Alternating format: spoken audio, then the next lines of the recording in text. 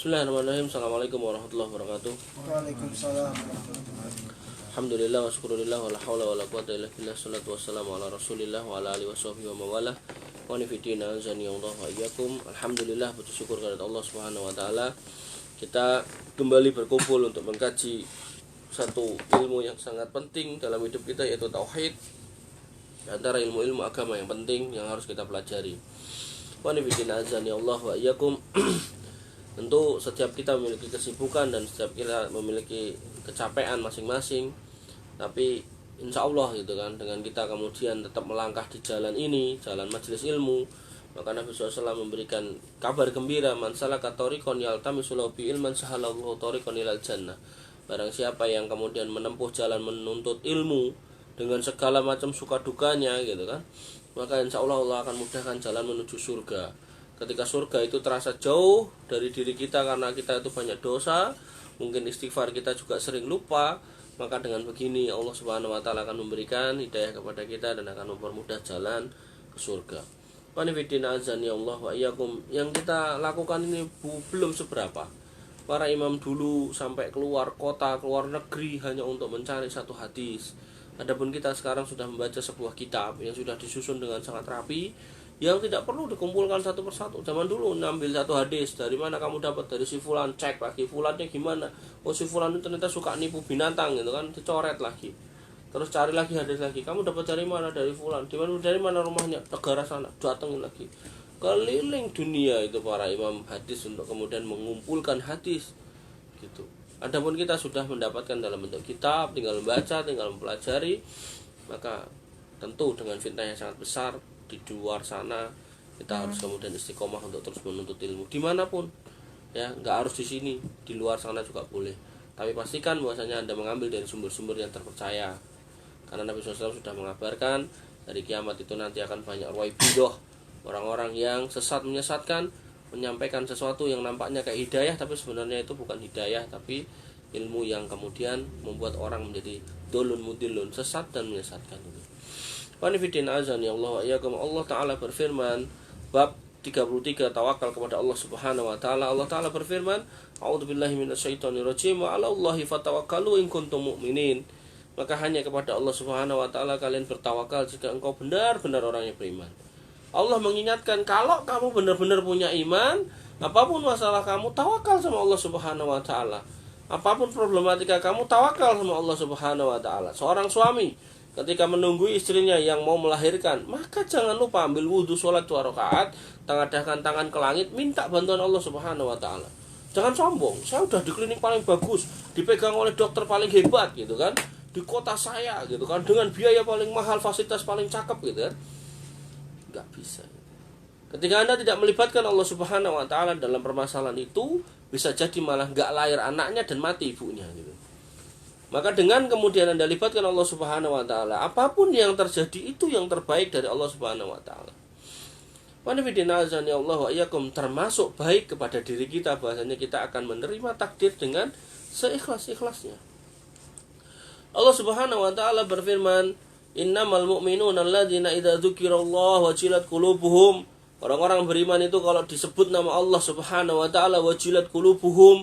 Wa idza tuliyat alaihim ayatuh, kalau dibacakan ayat-ayatnya zadatuhum imana, iman mereka itu bertambah, wa ala rabbihim yatawakkalun, dan mereka punya tabiat kepada Allah Subhanahu wa taala Rabb mereka bertawakal. Wa nafidina azani Allah wa iyyakum. Terlihat oleh saya, di mata saya, bagaimana ada orang yang kemudian berdiri di Masjid Nabawi, begitu mendengar azan di sana, pertama kali dia menginjakkan kaki di Masjid Nabawi gitu kan. Saya tahu karena saya nemenin dia gitu kan. Maka dia kemudian berdiri mendengarkan, meneteskan air mata. Maka ketika Anda belum pernah sampai pada posisi seperti itu, maka berusahalah. Ketika itu terjadi sama Anda, maka tetesan air mata itu adalah tetesan air mata kerinduan yang teramat sangat itu. Bagaimana Anda akan faham azan ini menggema masuk ke dalam hati, ke dalam dada, ke dalam sanubari, yang tentu di situ akan menggugah iman yang tertidur yang lama gitu. Dan dikatakan juga di sini apa? Wa idza tuliyat alaihim ayatuhu zadatuhum imana. Bagaimana kemudian ketika kita sholat di Masjidil Haram, sebelah kita gitu kan? itu bisa nangis sesenggukan gitu ketika imamnya membacakan ayat-ayat tentang azab, dan dia juga nangis ketika imamnya membacakan ayat-ayat tentang surga. Kenapa? Karena ada rasa takut yang sangat besar dalam dirinya, dan juga ada rasa harap yang sangat besar dalam jiwanya tentang berpulangnya ke hadirat Allah Subhanahu wa taala dan dimasukkan ke dalam surga. Benar-benar nangis orang-orang itu. Dan benar-benar kalau kita bisa sampai pada level itu, maka kita kayak nih, pengennya itu imamnya itu jangan berhenti baca terus gitu kan. Gak kerasa capeknya gitu. Tapi ketika orang ini gak paham yang dia baca itu apa, jangankan Imam Masjidil Haram itu kadang satu halaman bolak-balik itu kan, 2 halaman itu. Jangankan 1 halaman, 1 ayat aja mungkin kita udah merasa capek gitu. Gak paham masalahnya gitu. Wanifidina azani Allah wa iyyakum, maka diperlukan tadabbur Quran. Allah Subhanahu wa taala berfirman, "Atau afala yatadabbaruna al-Qur'an am ala qulubin aqfaluha?" Kenapa kamu tidak kemudian mentadabburi Al-Qur'an? Apakah di dalam hatimu, apakah hatimu itu dalam kondisi terkunci gitu kan? Maka dengan kita bertadabbur Al-Qur'an, kita baca ayatnya, kita fahami maknanya, kita kaji, kita gali, maka begitu ada imam yang membacanya tanpa kita harus faham artinya, mungkin kita akan faham ayat ini maknanya adalah ini gitu loh. Bercerita tentang neraka, bercerita tentang azab, kita sudah membayangkan kengeriannya, maka kita akan menangis meneteskan air mata. Coba biasakan, yang biasa kemudian mendengarkan musik tinggalkan gitu loh. Ganti itu murotal gitu kan. Kemudian kita ketika naik motor, naik bus itu kan, tancapkan di telinga kita gitu kan. Cari imam yang menurut Anda itu suaranya paling indah, paling merdu. Maka ketika Anda akan mengerti apa yang Anda baca tiap pagi itu, yang kita tadabburi tiap pagi itu, maka kemudian tanpa disengaja nanti air mata itu akan menetes kalau kita paham gitu kan. Ya, mobil khusus masalah ayat-ayat surga dan neraka. Wa ala rabbihim yatawakkalun. Jadi Allah Subhanahu wa taala memerintahkan bertawakal lagi. Jadi setelah kemudian mereka itu bergetar hatinya ketika disebut nama Allah, berkumandang azan gitu kan. Mereka juga kemudian di situ dikatakan imannya bertambah ketika kemudian dibacakan ayat-ayatnya. Dan yang terakhir sifatnya orang mukmin adalah kalau ada masalah mereka hanya bertawakal kepada Allah Subhanahu wa taala. Jadi enggak ada ceritanya orang mukmin itu kemudian ke laut membuang sesaji, enggak ada gitu ya. Qanifidina azan ya Allah, ya kemarin ada yang WhatsApp sama saya gitu. Apa hukumnya makan sesajian itu kata dia gitu. Terus saya bilang haram, mutlak saya bilang gitu. Haram semuanya gitu. Tapi ini bukan sembelihan loh gitu. Ya emang apa kalau bukan sembelihan? Ini cuma isinya buah-buahan sama apa dia kemarin bilang ya, sama nasi atau apa gitu, ya sama aja. Semua benda yang hukum asalnya halal ketika itu menjadi sesajen ya, sebagai persembahan kepada selain Allah Subhanahu wa taala, baik itu ke gunung, ke gua, ke sungai, ke laut gitu kan, ke pohon, ke perempatan, maka semua hukumnya benda ini menjadi haram gitu. Ya. Gak boleh dimakan kecuali, ada kecualinya, Anda dalam posisi terpaksa, silakan. Terpaksa itu apa sih? Daruroh. Daruroh itu apa? Kamu kalau gak makan ini mati. Kenapa saya harus makan ini? Karena gak ada yang lain gitu kan. Saking miskinnya gak ada yang lain, dapatnya itu gitu kan. Kalau gak mau makan mati, ya silakan, gak apa-apa. Tapi ya itu secukupnya. Tapi kalau kemudian ada yang lain gitu kan, dan kamu bukan orang miskin, bisa nyari yang lain, bisa makan yang lain, maka memakan ini haram. Walaupun pisang, walaupun apel, walaupun jeruk. Kan kadang kita dibawa ke kelenteng orang-orang Cina kadang kan, atau ada yang tiba-tiba dari kuil-kuil tertentu bagi-bagi makanan. Haram, nggak boleh gitu. Ya, jadi harus kita pahami sampai seperti itu. Bahasanya orang iman itu nggak kemudian bertawakal kepada selain Allah, termasuk nggak perlu makan makanan dari persembahan dari kuil-kuil selain apa tuh yang dipersembahkan kepada selain Allah Subhanahu wa taala. Kemudian yang ketiga, Allah Subhanahu wa taala berfirman, "Ya ayuhan nabiyyu hasbukallah wa man ittaba'aka minal mu'minin." Wahai nabi, cukupkanlah sebagai pelindung itu Allah saja bagimu dan bagi orang-orang yang beriman mengikutimu gitu kan. Maka Nabi SAW ketika kemudian ada masalah, beliau tinggal menengadahkan tangan ke langit untuk meminta petunjuk, meminta hidayah, meminta perlindungan. Ya. Karena beliau SAW pernah benar-benar faham dan tahu bagaimana Allah Subhanahu wa taala memiliki kuasa yang sangat berkuasa, bisa melakukan apapun ketika Allah kemudian berkehendak. dan melakukan hal-hal yang kemudian di luar nalar manusia ketika Allah Subhanahu wa taala menginginkan itu terjadi. Gak ada yang bisa mencegah gitu. Maka enggak usah takut gitu kan. Allah Subhanahu wa taala berfirman lagi, "Wa may yatawakkal 'ala Allah fa huwa hasbuh." Barang siapa yang bertawakal kepada Allah, maka itu cukup baginya.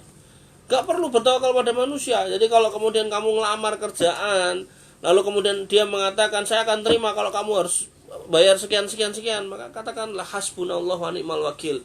Cukup Allah sebagai pelindung saya dan saya gak perlu kamu gitu. Tinggalkan. Jangan kayak kebanyakan orang ketika kita kasih tahu, "Mas, riba haram, Mbak, jadi pelacur haram," gitu kan. Jawaban dia apa? "Saya emang mau makan apa," gitu kan. Saya tadi baru dicurhati kan, ada seorang ustadz itu, kasihan banget kata saya, guru ngaji itu, gajinya cuman 1.500.000 sebulan, udah nikah gitu kan, terus 500-nya udah di DP buat nikahnya dia, jadi ngutang lah dia ke yayasan itu 10 juta buat kawin gitu. Nanggung ngutang kan, dipotong tiap bulan 500 gitu kan, dia masih terima 1 juta buat berdua, dia dan istrinya gitu kan. Ini lebih nelangsa dia apa kalian gitu? Tak, juar tak. Orang itu kan. Kamu masih single kan? Masih miara burung ya, masih sempat miara burung nanti kan. Ini gaji 1,5, 500-nya udah buat DP kawinan gitu kan, udah selesai sih nikahnya. Terus tiap bulan terima 1 juta. Ya, mungkin karena pas nikah ada hadiah sana sini. Punya tabungan lah dia kan 8 juta gitu kan. Ngajar ngaji gitu kan. Nah, Ustadz sekarang itu tuntutannya itu nggak cuma ngajar doang. Kalau ngasih jawaban itu sampai tuntas. Hukumnya kerja di bank itu apa? Haram. Ya udah kasih saya kerjaan gitu. Hukumnya ngutang di bank itu apa? Haram. Ya udah saya kasih duitnya gitu. Jadi Ustadz sekarang, maka kamu jangan pengen jadi ustadz gitu kan. Kerjaan jadi ustadz itu sekarang tuh berat gitu. Dan nggak kayak dulu cuma mengatakan halal haram selesai gitu. Sekarang nggak, suruh ngasih solusi. Ustadz, saya belum nikah, ya doa sama Allah. Saya udah berdoa tapi saya belum nikah gitu kan. Yaudah saya tolong dicarikan sama Pak Ustadz aja. Atau malah yaudah saya sama Pak Ustadz aja gitu. Pas dilihat, waduh saya kok nggak minat gitu kan. Gitu. Ya kalau minat silakan gitu kan. Apa saya kalau nggak minat gitu kan. Nah, lanjutkan ya. Terus guru muridnya itu salah satunya adalah seorang wanita yang kemudian punya suaminya seorang pengusaha. Menurut ceritanya ya, bener enggaknya wallahu alam gitu kan. Menurut ceritanya suaminya meninggal karena waktu hidup dulu bisnisnya ini maju, nggak pernah diajarkan sama istrinya. Begitu meninggal bisnisnya nggak bisa dilanjutkan. Ini penting ya. Jadi kamu kalau punya bisnis, punya istri, ajarin ya. Paling enggak kalau nggak bisa ngajarin, tunjuk orang yang kemudian bisa menjadi suksesor kamu. Nah, misal Wahyu bikin bisnis, atau istrinya ya nggak mau belajar, ya udah pegang tuh Wuryanto, jadikan tangan kanan. Ketika dia mati, kamu yang mati gitu kan ya, kamu ngomong sama dia, udah bisnisku jalankan dan juga sekalian istriku nikahi ya gitu. Atau whatever lah gitu. Paling nggak kemudian istrimu tahu kepada siapa kalau dia mau menanya soal bisnis itu. Nah, saya udah 2 kali dengar cerita kayak gini, hampir mirip itu. Jadi begitu suaminya wafat, istrinya nggak bisa jalanin usaha, berantakan usahanya, terlilit utang. Diajar ngaji sama Pak Ustadz itu, ya. Dia cerita soal masalahnya, bla bla bla bla bla gitu. Lalu si Pak Ustadz itu ya dimintain tolong gitu. Saya mau jual rumah saya Pak Ustadz, tapi kemudian saya nggak punya nggak punya duit buat ngurus surat-suratnya.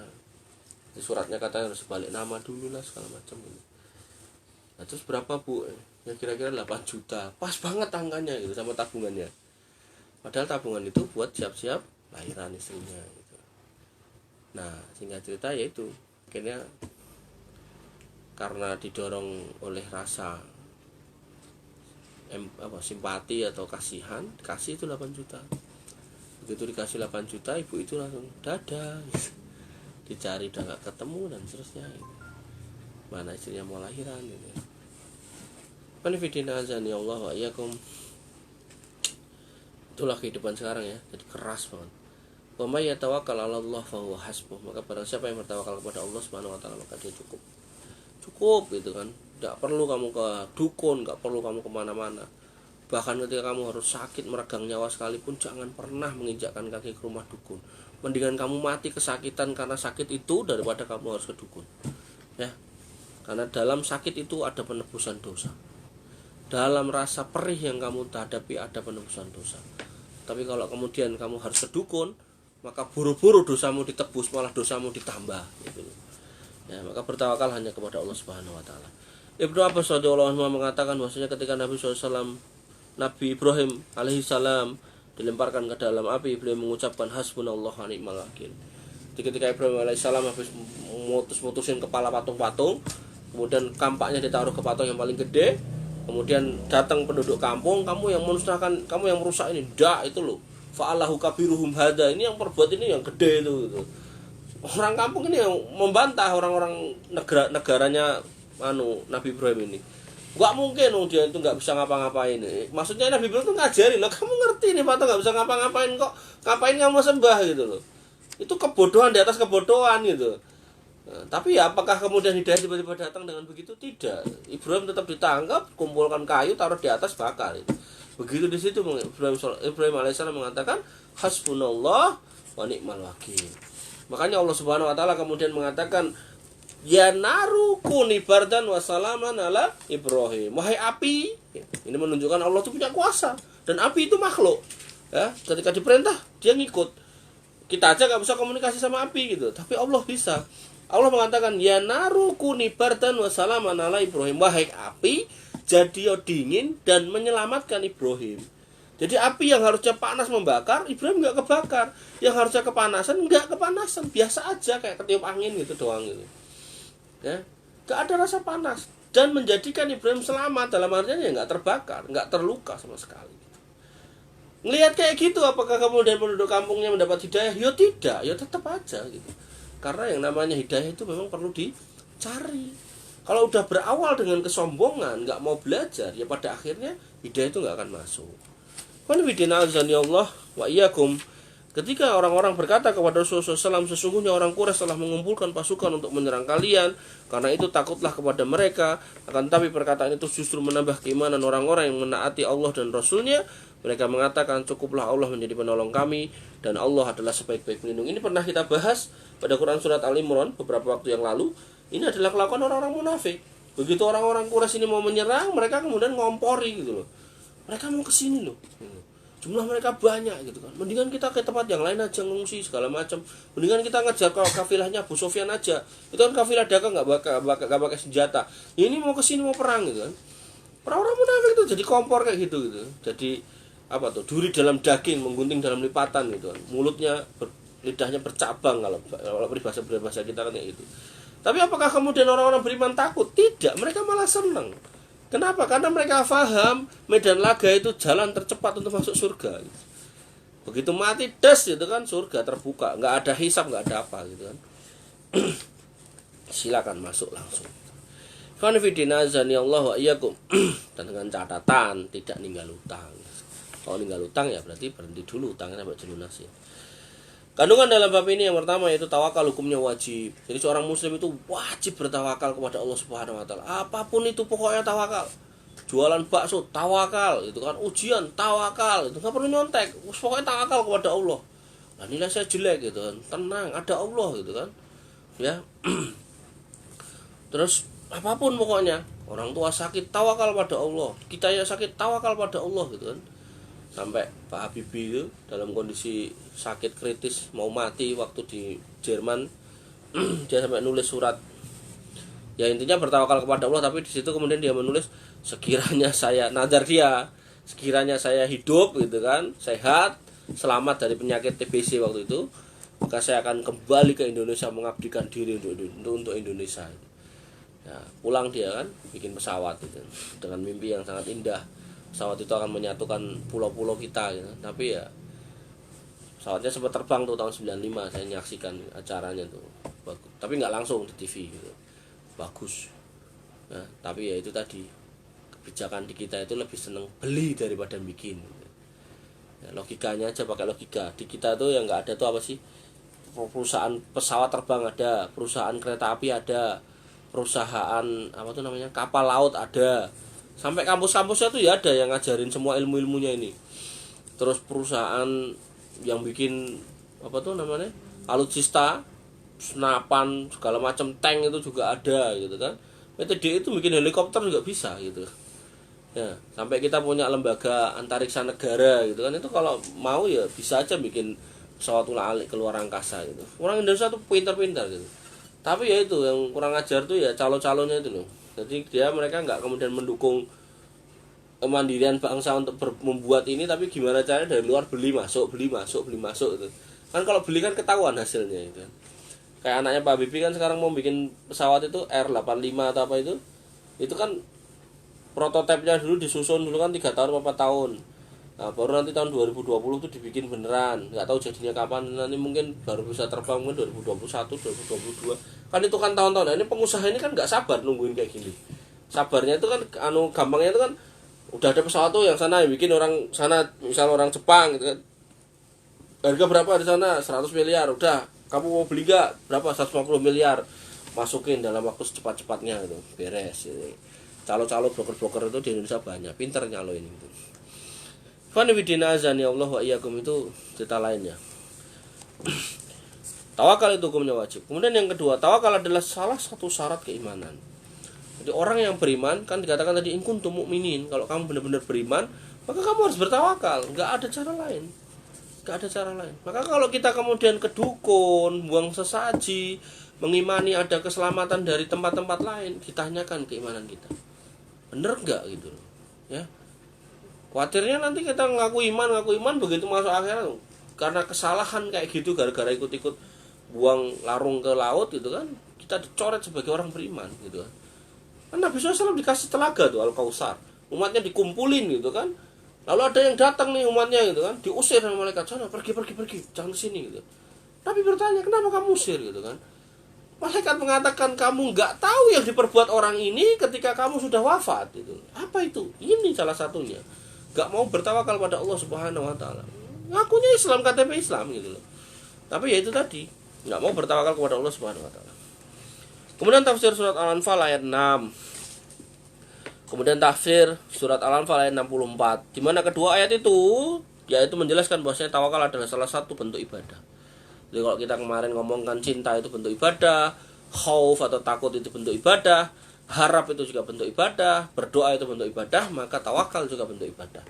Ketika ini adalah bentuk ibadah, maka mengalihkan bentuk ibadah ini kepada selain Allah Subhanahu Wa Taala itu adalah sebuah kesyirikan. Ya, kalau ini ya ibaratnya gini, istri kita adalah pasangan kita, gitu kan?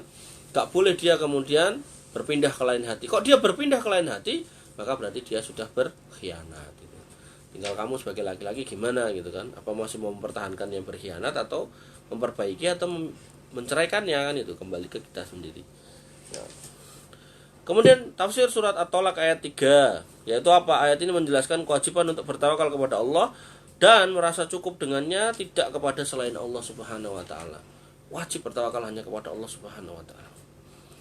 Kemudian memiliki kedudukan kalimat cukuplah Allah sebagai penolong kami dan Allah sebagai baik pelindung, itu memiliki kedudukan yang sangat agung karena kalimat ini pernah diucapkan oleh Nabi Ibrahim alaihissalam, dan Nabi Muhammad SAW juga pernah mengucapkan kalimat ini ketika kondisi sangat genting, ketika mau diserang musuh dan juga ketika mau dibakar atau disiksa oleh musuh. Demikian yang bisa kita sampaikan untuk malam hari ini. Intinya adalah bertawakal hanya kepada Allah Subhanahu Wa Taala. Jangan pernah berpikir mencari tambatan hati selain Allah Subhanahu Wa Taala. Maka serahkan semua urusan permasalahan hanya kepada Allah Subhanahu Wa Taala setelah kita melakukan ikhtiar. Ikhtiar penting ya. Jangan kemudian kita, pokoknya saya tawakal sama Allah gitu kan. Ketika kamu nggak kerja, saya tawakal sama Allah. Kamu nggak nyari nafkah, saya tawakal sama Allah. Lah anakmu makan apa? Makan, nanti saya akan minta sama Allah Subhanahu Wa Taala, saya tawakal doang. Kata-katanya udah bener, tapi eksekusinya salah gitu, nggak mau kerja gitu. Ada orang kayak gitu ada.